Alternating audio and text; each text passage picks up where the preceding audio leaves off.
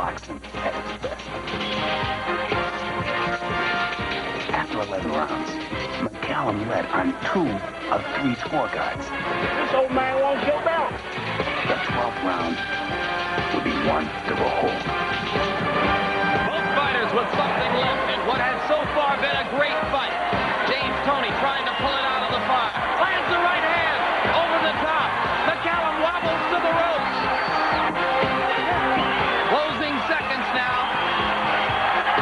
Toney trying to make one last impression on the judges of left hand. And another left. After 36 minutes of relentless action, McCallum landed 343 of 890 punches, and Toney 340 of 823 punches. 1 to 14. Even closer. The three-way split. Ladies and gentlemen, the bout is a draw. Let's hear it for both of these great fighters here tonight. A rematch would be in order. And so tonight, they meet again. IBF middleweight champion James Toney and #1 contender Mike McCallum. The rematch, live from Reno, Nevada.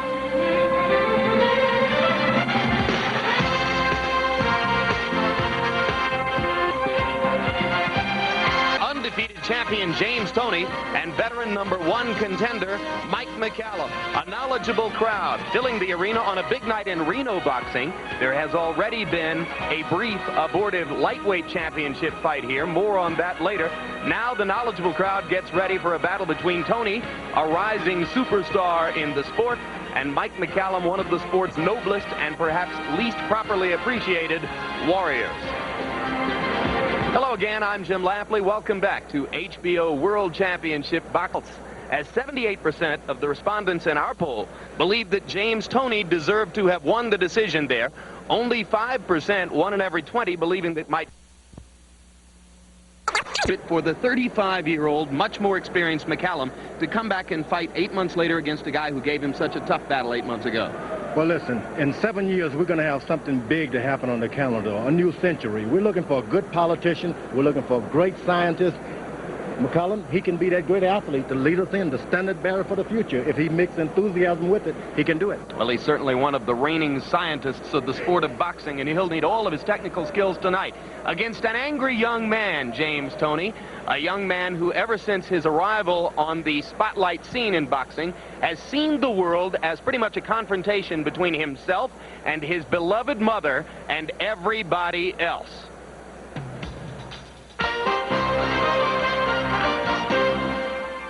You want to be a world champion, you pay attention to detail. The detail is, you know, you can give a lot of punches, but what can you take in return? That's what separates the champs from the fighters. You got to ask yourself 2 questions. One is, how bad do you want it? And what are you willing to sacrifice? You think it was hard getting there? It's going to be twice as hard staying there. The words of a world champion mother, Sherry Toney, etched in the mind of James Toney, who looks to his mom for direction and support inside and outside the ring. He looks to me as his trainer. I trained him from day one to respect, to grow, to love, and to learn. A single parent, it was Sherry Toney's responsibility to fulfill many roles for young James. Through all these years, she raised me by herself. To me, I consider her my mom and my dad, because, you know, she took care of me from thick and thin, you know, went through the hard times with me. It wasn't easy. Growing up in Ann Arbor, Michigan, James often spent time with family and friends, while Sherry held down 2 jobs and studied for a master's degree. I got a divorce from his father when he was 17 months. And once he asked me about him when he was 10, I said, you don't need him now. You can make it on your own. It's hard, but you can do it. Times got especially hard when James ran with the wrong crowd and dealt drugs on a nearby campus. My mom was telling me, you got to decide what you want to do with your life. You're going to be a drug dealer, you're going to end up dead or in jail. We set goals with each other. And she said, you know, if you want it real bad, you have to, you know, turn your friends loose, concentrate on that one particular thing, 100%, because if you don't, you might as well just forget it, forget about it. And she taught me everything about skill and guts, you know, because she has it. One goal Sherry reached on her own was to start her own bakery business. When banks wouldn't loan her money, she baked her pies in local pizza kitchens until a few years down the road when she could afford her own kitchen. Sherry now works her own hours, baking specialty pies, which she sells wholesale, and James often stops by to help out. It was hard starting it off. Like I've seen times where I've made like $3 starting out, you know. But see, that's business. You don't quit when times get hard. And I know it has to get better because if you can survive the hard times in business, it makes it worthwhile for the good times when you start making money. Traveling a long road together, James and Sherry have somehow reached the top of their mountain. With no father figure in the house, this woman was forced to do long ago what many single parents are now learning to do. Sherry Toney served as a role model whom anyone would want to emulate, teaching James a lot. But mostly he learned simply to keep in step with a woman who never gave up and never backed down. World champion mother. Basically, she's done everything she can for me right now. I'm a grown man now. She got going with her life like I go on mine. And she do what she can to help me if I need it. And that's one thing she's there for. She's always there for me at all times. I'm there for her at all times. She did a lot of things for me. I love her for it. I made the sacrifice and he made the sacrifice. So I guess we came up like two the hard way. You know, he made it the hard way and I made it the hard way because there's no easy. It takes you back to the old days of newsreels, watching 35-year-old Mike McCallum. He's a throwback to a bygone era of ring technicians, a gracefully aging artist of boxing. Years ago, fighters like Sugar Ray Robinson fought actively at the championship level well into their 40s. They used their accumulated technical knowledge and ring smarts after their reflexes had slowed. I portray myself off Sugar Ray Robinson. The way he throws punches effortlessly, his distribution of punches, his variety of punches, going backwards and forward. And I always watch his tapes, especially when I'm training for a fight, and try to do things that he does. It is a landmark accomplishment for Mike McCallum to have lasted 12 continuous years in boxing. He has outlasted many other champions who were title holders when McCallum first won the junior middleweight belt in 1984. And how has McCallum survived over a decade as a professional fighter? For one thing, his boxing style in the ring rediscovers some of the lost arts of his predecessors. He takes care of all the little things that some fighters neglect that would lengthen his career. A fighter can't go through our career without getting hit a lot of times.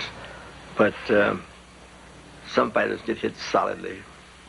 Mike has the ability to slip and ride and roll with punches. 81-year-old boxing PhD Eddie Futch knows well what it takes to prolong a career.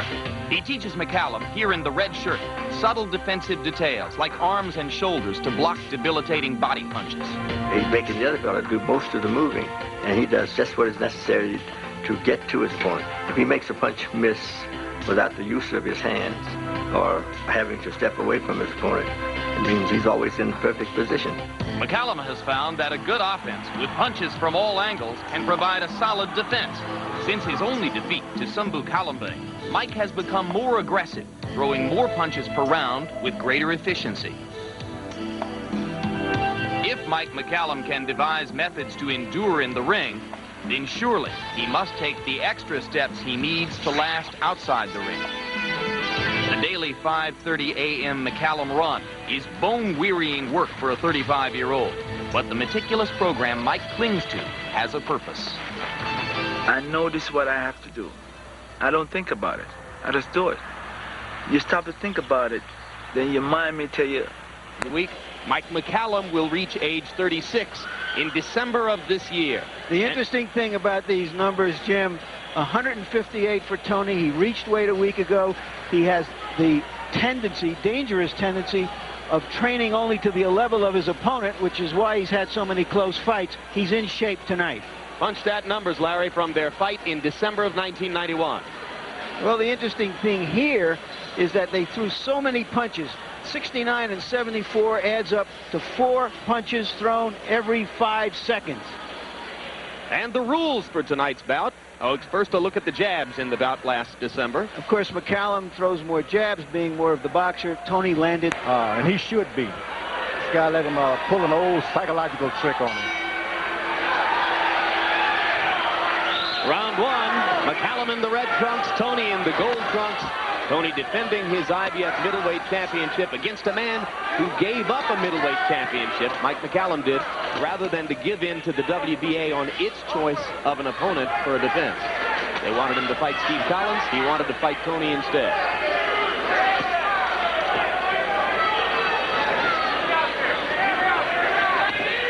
Toney is starting out real smart. He's going low on the veterans. You try to hit them in the chest and around the side early on so they don't get any power later on if they do get curved. Toney, who landed a lot of power shots in the first fight, George, says that he would like this one to be more of a boxing match.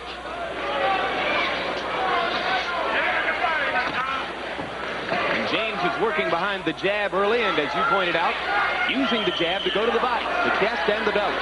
You try to suck all the power out of the veterans because they want the fights to go longer. Toney easily blocking McCallum's jab early.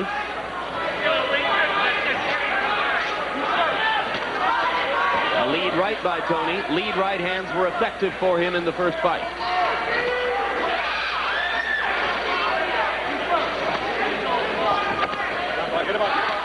McCallum starts to go to the body.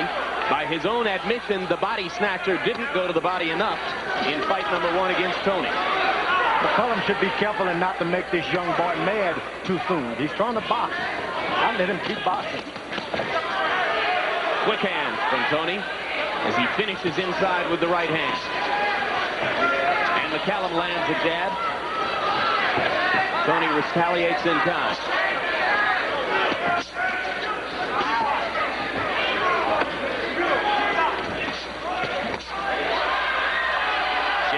Left hook for McCallum. He wants to throw the left hook a lot more tonight than was the case 8 months ago. Toney missing with the right hand.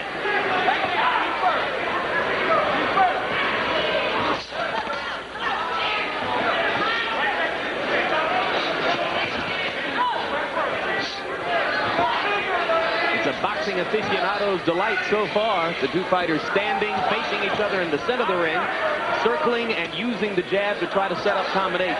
And McCallum has allowed Toney to go on and be the counterpuncher, counting with 3 or 4 shots. He should have been in that position.